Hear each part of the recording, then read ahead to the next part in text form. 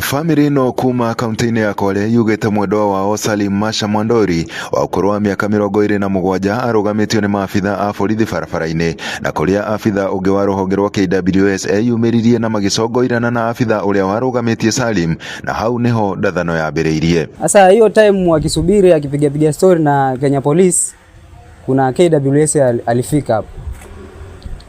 Sasa huyo KWS ni kama alikuwa na ugomvi na huyo Kenya Police, so wakaanza kuongeleshana, wewe nilikuwa nakutafuta sana, uliona kama sitakupata, sasa leo ni hapa tunamalizana.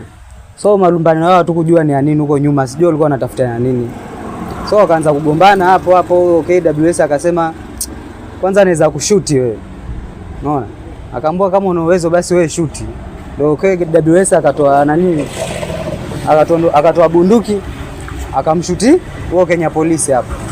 Hapo mshuti Kenya Police akawa amemgeukia brother yangu. Alishtuka huyu jamaa amemlaza mwenzake, ashamfatulia risasi, amemlaza yule mwenzake. Alipokuwa amemlaza, amemshoot, kitambo anainamisha pikipiki ili apate nafasi ya kusimama vizuri. Mwenyewe kwa ufahamu wake aliniambia kwamba aliona tu moto.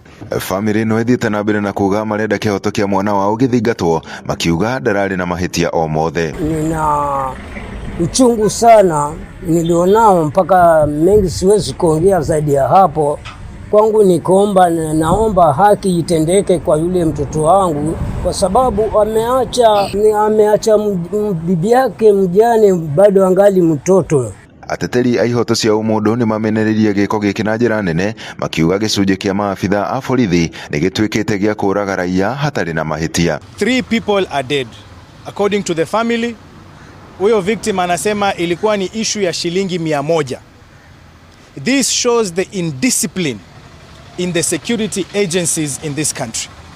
Na sasa umefika wakati kwetu kuuliza hawa wakubwa ambao wanasimamia polisi, hawa wakubwa ambao wanasimamia KWS, kazi yao ni gani if we have such an indisciplined security agency in this country? Mwiri wa mwanake uyu utanyitwo gwikwo thuthuria wa postmortem thibitari-ini ya Coast General mwena wa Mombatha. Handu-ini ha Inooro TV kuma guku gicua-ini kaunti ya Mombatha, nie njitagwo Francis Madi.